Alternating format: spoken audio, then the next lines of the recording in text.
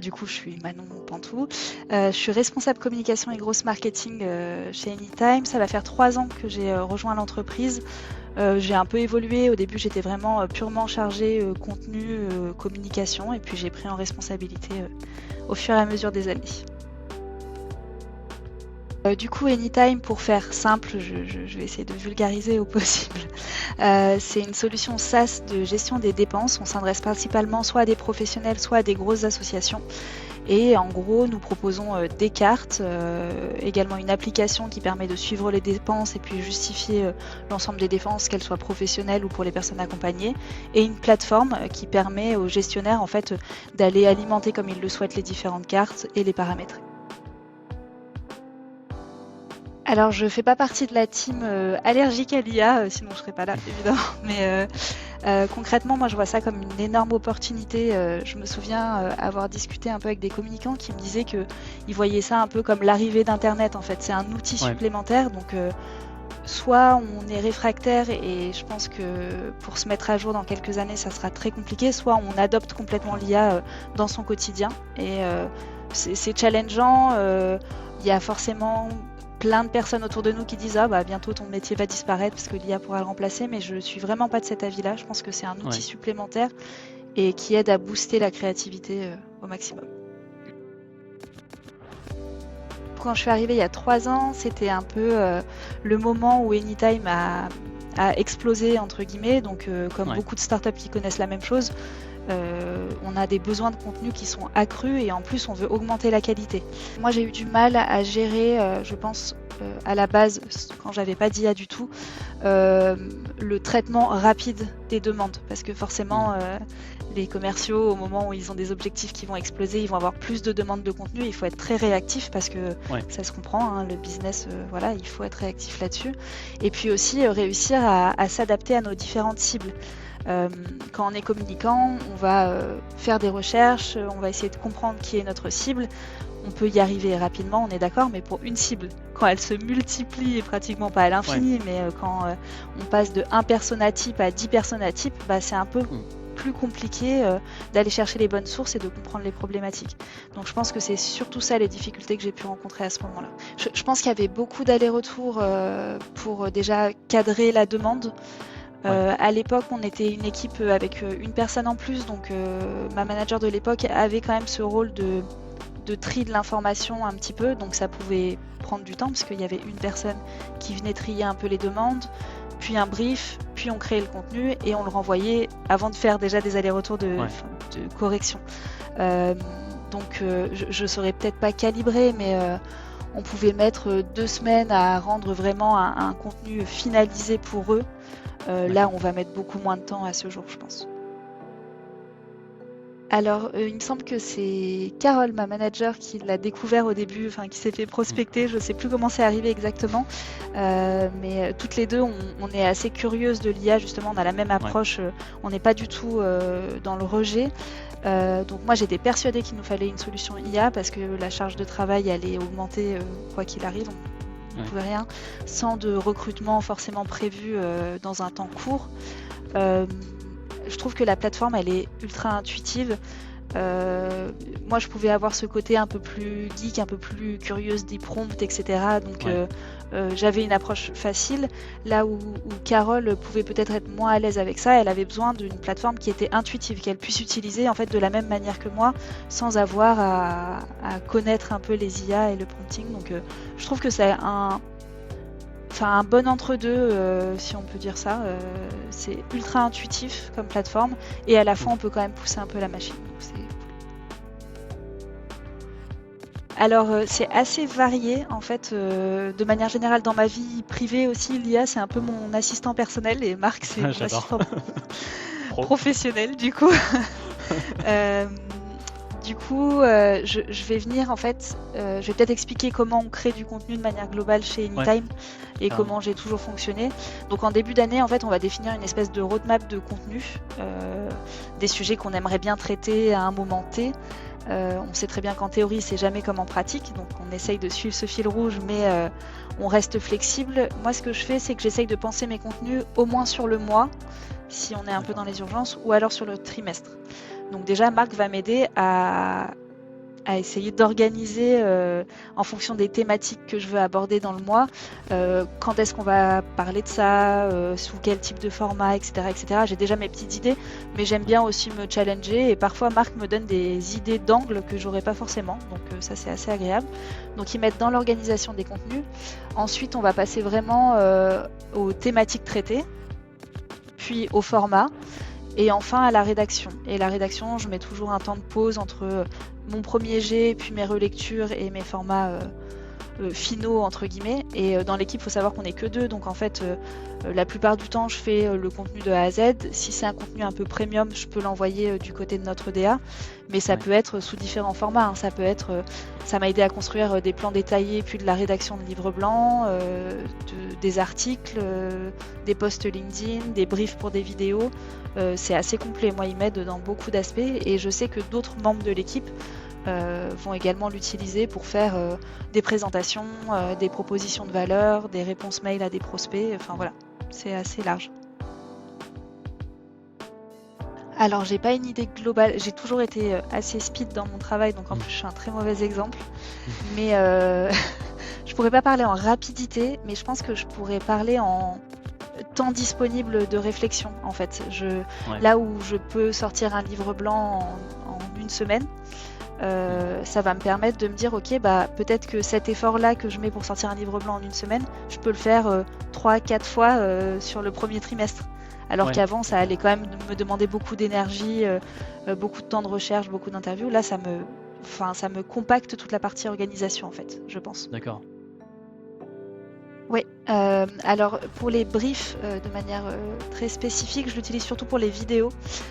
Parce que je travaille avec un DA. Il faut savoir qu'avant, j'étais vraiment gestionnaire de contenu dans mes anciennes expériences pro et je gérais tout de A à Z. Donc moi, le briefer un DA, c'est pas dans ma nature à la base. Donc on collabore, après 3 ans, on collabore super bien avec Guillaume qui est notre DA chez Anytime.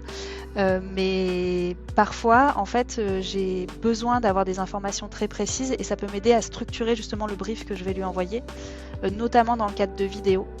Donc en fait je lui parle comme à un DA. Je peux lui dire de quoi tu as besoin, ou alors j'aimerais telle ambiance ou que tel argument soit mis en avant, est-ce que tu peux m'aider à structurer la phrase de telle façon. Enfin voilà, en général je discute avec l'IA et ça m'aide à avoir des briefs, je pense, j'espère, c'est que Guillaume qui pourra dire ça, mais un peu plus clair. Alors, on ne s'est pas trop penché sur des KPI précis jusqu'à présent parce qu'on a eu d'autres sujets en interne, mais je peux te donner un peu des éléments clés. Par contre, avant on externalisait pratiquement l'ensemble de la création de nos contenus. Aujourd'hui et depuis même avant Marc, on a voulu réinternaliser au moins tout ce qui était contenu premium parce qu'on a un produit et une cible qui peut être complexe et pour comprendre les enjeux, honnêtement, c'est bien d'être en interne. Je peux pas te donner de KPI précis en termes d'impression ou de visite du site, etc.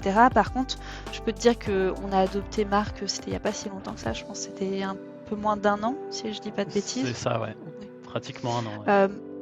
Voilà, ça m'a aidé, j'ai lancé 3 campagnes nurturing spécifiques, chose qui n'existait pas vraiment ou en pointillé chez Anytime.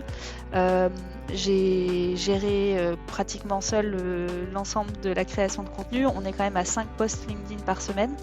Donc j'ai pu tenir ce rythme-là en prenant d'autres responsabilités, chose que je n'aurais pas pu faire en temps normal sans Marc. J'ai créé des dizaines d'articles, j'ai au moins fait 5 ou 6 livres blancs sur des sujets très pointus, très spécifiques.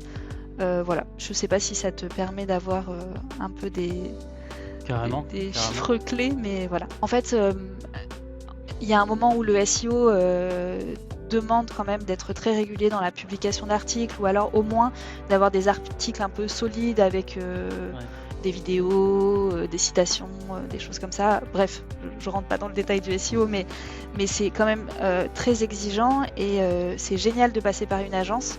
Mais par contre, parfois, il y a des subtilités qui sont un peu compliquées à externaliser en fait. Si on n'est pas au quotidien dans la réflexion produit et face aux clients et face aux remontées sales, on peut pas en fait réussir à avoir une qualité aussi proche que de l'interne, je pense, en termes de... Alors déjà, on a fait toute la partie partage du blog. Il me semble que c'est toi qui nous as accompagnés d'ailleurs là-dessus. On a implémenté les articles de blog pour qu'ils comprennent un peu notre tonalité. Je sais que je lui donne des précisions parfois en fonction de la cible que je veux avoir, parce qu'encore une fois, sur un segment de marché, on veut s'adresser à différentes personnes dans ce segment, donc c'est bien de préciser. Et personnellement, lorsque je parle avec une IA, que ce soit Marc ou une autre, j'aime bien, pour mon premier prompt, donner un brief initial et puis lui dire pose-moi des questions pour répondre à ma demande. Et c'est comme ça que je trouve qu'on est le plus précis en fait, parce que l'IA sait très bien ce dont elle a besoin pour répondre au plus près à notre demande. Et du coup, je suis plutôt en mode conversationnel que un prompt énorme dès le début, je pense. Justement, en fait, on a commencé à réfléchir à comment optimiser Marc aussi pour de l'interne. Ces dernières semaines, même ça a duré un peu plus que quelques semaines, on a construit avec l'équipe marketing une énorme fiche produit ultra détaillée parce qu'il y avait un besoin de la part du service client, du service commercial et même du produit de mettre un peu à l'écrit en fait toute notre connaissance, ce qui n'avait pas encore été fait chez Anytime parce que comme toute startup qui évolue très vite, en fait il y a des process qui n'ont jamais été faits par besoin de rapidité.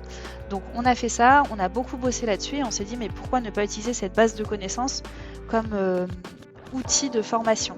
Et pour ça on a pensé à Marc directement. On a testé, il y a la possibilité aujourd'hui de créer ses propres formats personnalisés. Donc j'ai fait le test cette semaine pour créer des quiz en fait par niveau de difficulté pour être formé à notre produit. Donc aujourd'hui ça marche, je suis contente. Ça me sort bien des questions comme je le souhaite, etc. Pour l'instant c'est pas le bon timing en interne pour nous, mais j'aimerais soit en faire un bot de formation pour les nouveaux arrivants ou même pour les personnes en place, ou alors un espèce de quiz interactif qui permettrait, imaginons au CSM, son client a une question très précise, qu'il puisse la poser à Marc et que ça puisse ressortir la bonne réponse. Alors, je trouve que d'un point de vue UX, c'est ultra agréable, il n'y a aucun sujet là-dessus. Moi, je me suis retrouvée dans une petite boucle avec Marc parce que j'avais plusieurs demandes croisées et je pense que j'ai pas été précise dans mes demandes. Je voulais des questions, donc ça il a bien compris, questions avec plusieurs réponses possibles sur ma fiche produit, mais en fait il me sortait des questions plutôt sur les valeurs, mais ce qui est normal parce qu'en fait avec Marc on parle souvent de contenu normalement, et là je voulais vraiment des questions très techniques, fonctionnelles, etc.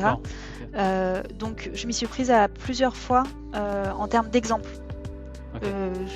Le studio IA il a très bien compris ma demande, le format de ce que je voulais, et c'était plus dans les exemples de questions qu'on a eu une petite boucle de conversation, mais j'y suis arrivée et ça m'a pris moins d'1 heure, je crois.